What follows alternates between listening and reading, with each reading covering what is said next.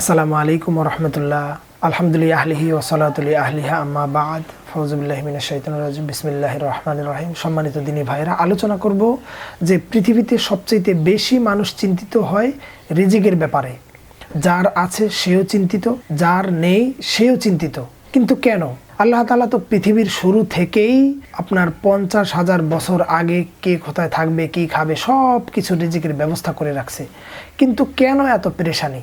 অনেক মানুষ বলেন যে কাজ না করলে আল্লাহ তাআলা মুখে তুলে দিয়ে যাবে না। আমি তাদের সাথে একমত, আবার এক জায়গায় একমত না। কোন জায়গায় জানেন? এই জায়গায় একমত না। হ্যাঁ, আল্লাহ তাআলা যদি জমিনে ফসল সৃষ্টি না করেন, আল্লাহ তাআলা যদি ফসল উৎপাদন না করেন, তাহলে কি খাবে? তুমি কাজ করবে সারাদিন, কি খাবে? তুমি মাটি খাবে? তুমি হাওয়া খাবে? আসলে এখানে একটা ব্যাপার হচ্ছে যে আল্লাহ তাআলার প্রশংসা করতে হবে এবং আল্লাহ তাআলার ইবাদত করতে হবে। যে 5 ওয়াক্ত নামাজ পড়ে আল্লাহ তাআলা তার রিজিকের পেরেশানি দূর করে দেন। রিজিকের পেরেশানি, অনেক মানুষ আছে দেখবেন যে সারা মাস কাজ করে, মানে এখান থেকে একটু দোকান থেকে বের হওয়ার সময় নাই, চাকরি থেকে ছুটি নেওয়ার কোনো সুযোগ নাই, সারা দিন কাজ। আবার কিছু মানুষ আছে তাবলিগে যায়, আপনার বছরে 41 দিনের জন্য বের হয় এবং 3 দিনের জন্য বের হয়। আর কিছু মানুষের মসজিদে আপনার 20 দিনের জন্য অথবা 20 মিনিটের জন্য সুযোগ নাই। মসজিদে যে 5 মিনিট গিয়ে যে একটু কথা বলবে বা 5 মিনিট গিয়ে যে ফরজের নামাজটা পড়বে, এরকমের কোনো ব্যাপার তাদের মাথায় থাকে না। তারা শুধু সারাদিন ব্যস্ত ব্যস্ত ব্যস্ত করে তারা সারা জীবনকে পার করে দেয়। আর কিছু মানুষ আছে আল্লাহর দ্বীনের রাস্তায় দিন প্রচার করেন, তাদের কোনো পেরেশানি নাই। কারণ কি জানেন? আল্লাহ তাআলা কোরআনের মধ্যে বলেই দিয়েছেন যে আমি রিজিকের মালিক এবং আমি উত্তম রিজিক দাতা। আল্লাহু খায়রুর রাজিকিন। আল্লাহ তাআলা হচ্ছেন উত্তম রিজিক দাতা। আল্লাহ তাআলা বলছেন ওমা মিন দাব্বাতিন ফিল আরদি ইল্লা আলাল্লাহি রিজকুহা, এবং পৃথিবীর সমস্ত পশু প্রাণীর রিজিকের ব্যবস্থা আমি করি। যেটা মাটির নিচের 7 পাল্লা মাটির নিচে যে প্রাণীটা থাকে সেটার ব্যবস্থা আমি করি, সেখানে আমি রিজিক পৌঁছে দেই। আসমানে কেউ উঠতে পারে না, একটা পাখি আছে, সেখানে তার রিজিকের ব্যবস্থা আমিই করি। সুবহানাল্লাহ। এখন আসুন যে রিজিক যাদের আছে তারাও পেরেশানি আছে, যাদের হাজারো কোটি টাকা আছে তারাও পেরেশানিতে থাকে।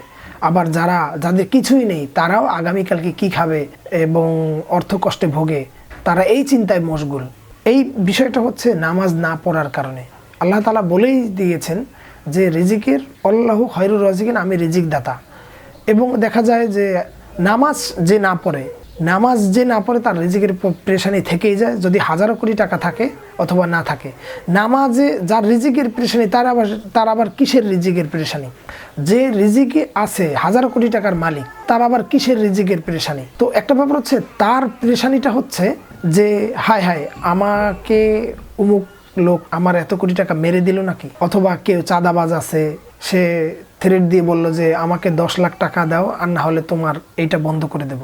অথবা তার আপনার অর্থ ম্যানেজার, যে ফাইন্যান্সিয়াল ম্যানেজার, সে চিন্তা করছে যে আমার এই ম্যানেজারে আবার আমার টাকা মেরে দিল নাকি। এবং অমুক জায়গা থেকে আসে যে লস হয়েছে এত কোটি টাকা, অমুক কোম্পানি পুড়ে গেছে, এটাও একটা পেরেশানি। এরকমের হলো কি না, এরকমের একটা চিন্তা ভাবনা করে। এরপরে আবার আসুন যারা রিজিকের পেরেশানি, যাদের কিছুই নেই, তাদের রিজিকের পেরেশানিটা কেমন জানেন? তারা চিন্তা করে হায় হায়, আমি আগামীকালকে কি খাবো, আজকে তো কর্ম করি নাই, আগামীকালকের পরের দিন কি খাবো, আমার তো এত টাকা লাগবো, আমার তো অসুখ বাণিজ্য হলে এত টাকা প্রয়োজন আছে, আমি এগুলো কিভাবে জোগাবো, এই টাকাগুলো আমি কোথায় থেকে পাবো? মানে এটাও একটা পেরেশানি। তো এর মধ্যে আছে বাসা ভাড়া, বিভিন্ন খরচ ইত্যাদি রয়েছে, তারা ব্যাকুল হয়ে যায়। আর আল্লাহ তাআলা বলেছেন যে রিজিকের উত্তম রিজিক দাতা আমি। তো ইসলাম বলে যে 5 ওয়াক্ত নামাজ পড়বে আল্লাহ তাআলা তার রিজিকের পেরেশানি দূর করে দেবে। আল্লাহ তাআলা 5টা পুরস্কার দেবে, এর মধ্যে রিজিকের পেরেশানি দূর করে দেওয়া। রিজিকের পেরেশানি দূর করে দেওয়া মানে সবকিছু করা। সুবহানাল্লাহ। আল্লাহ তাআলা আমাদের বোঝার তৌফিক দান করুন। আমিন। আসসালামু আলাইকুম ওয়া রাহমাতুল্লাহ।